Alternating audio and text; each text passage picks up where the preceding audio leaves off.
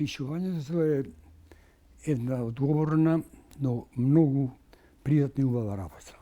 Одговорна и многу сладка кога сум заедно со децата, кога сме по училиштата, кога разговараме и кога се проверуваме дали сме се разбрале, како сме се разбрале. Со децата да се разговара не е лесно, затоа што тоа е многу пати решено, да не повторувам, и тоа е така од секогаш, искрени, добронамерни, се што ќе чуат, веруваат, се што ќе се каже, влегува во карактерот. Има многу убав провокативен наслов, еве, стапка по стапка, од Дојран до Попова шапка. Имено Васил Мукаетов се обидува секогаш да биде во ритамот со ова најново дете, детето на 21. век, и се обидува исто така преку тие своји стихови да му покаже на ова дете на 21. век како било детството на неговите родители, детството на неговите баби и дедовци, детството на неговите наставници, на неговите учители, наставнички и така натаму. И тргнува, односно, оваа збирка всушност еден вид на едно убаво патување низ Македонија.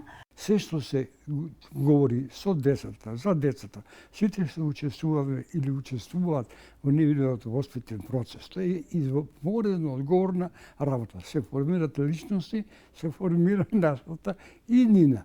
Сега без многу големи зборови, сето тоа треба, по мое, да се сведе на еден размирлив, но убав, уметнички обликован начин, да вистините за нас и она што не обкружува, што е реалност, што треба да се соочиме убаво и потешко, децата да го примат со доверба дека е совладливо, со доверба дека тоа оди и ги води напред.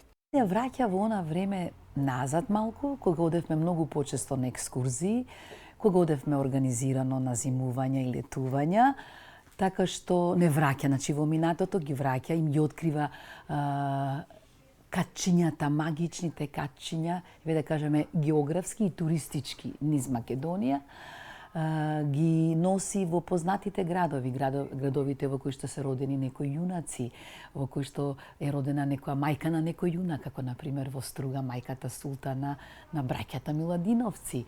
Ама интересно, оваа книга можеме да ја читаме како најдоброто превозно средство.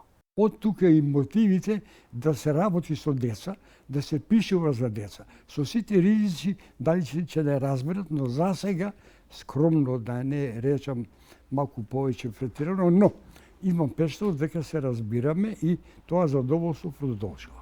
И во оваа книга, еве за која сега зборуваме, и ова е стапка по стапка, што сакаме да направиме заедно со сите основци, но од поголемите оделенија, јас си пишувам за таа возраст од 4-то, 5-то.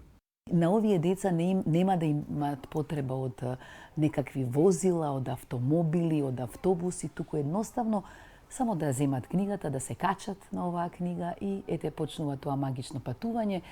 Патувањето е реализирано низ над 90 песни, со убави фотографии, со илустрации, а од друга страна не е ова патување околу светот за 80 дена на Жил Верн, не е ни патување, но на патување што го направи, да речеме, Пинокио од и до домот на неговиот создавач Ѓепето, не е ниту на шекерното дете кое што патува од Негобило до Негобило, ама едно навистина магично патување и во тој контекст навистина не треба ништо освен добра волја. Нивниот свет е многу богат. Ние велиме децата си играат, децата слушаат, децата не ме слушаат. Меѓутоа, децата имаат еден воредно и сложен, и убав, и динамичен свет. Се тука се случува ново. На децата им треба помош. Децата треба да ги заштитиме од она што не е добро. Да речеме сега да не се јас држам за телефоните, како е телефоните, па телефоните. Не само телефоните како технолошки реалност. Меѓутоа, што е содржината? Да се заштитат од агресивноста. Тука имате многу нешта кои доаѓаат до децата, но тоа не е телевизија, тоа нема филтер, не е цензура, него еден нормален, педагошки, оно што детето може да го совладе. Некогаш Мукаетов ќе ги качи дури и на чеза, ќе ги однесе со Python, или секако така замислено. Ама најбитно е дека оваа книга може да се чита како една магична географска карта, или условно кажано ова географска под наводници, може да се чита и како, или да се прелистува како еден убав фотоалбум, како порано што си правевме, си редевме.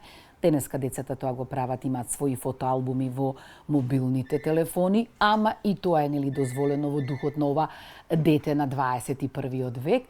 Така што, ете, може така да се прочита, а секако најбитно е секоја песна да стигне до секое дете и секое дете може да си најде своја песна која што ќе му биде фаворит. Дали тоа ќе биде заради градот кој што ќе го посети преку таа песна, или заради езерото во кој што ќе се капе, или заради планината која што ќе ја искачи. Така што, ете, ова навистина е едно многу, многу убаво волшебно книжевно патување и еве посакуваме стапка по стапка да се изоди тој пат, еве како што вели поетот Мукаетов, од Дојран до Попова шапка. Сметам дека и поезијата и прозата за деца може да помогнат да детето и седне и прочита. И тоа седне и прочита е главната гаранција дека ќе направи добра професија, дека ќе биде способно да ја доградува професијата, ако не чита. Тука бараме помош и од родителите и сите кои се околу децата. Но пред се и основно е квалитетот. Квалитетот на тоа што детето им го нудиме. И наша продукција и од надбор преведена. Тука треба да се биде и строг и едноставно безкомпромисен. Да може тоа што го даваме на децата да биде навистина на едно ниво кое ќе им помогне.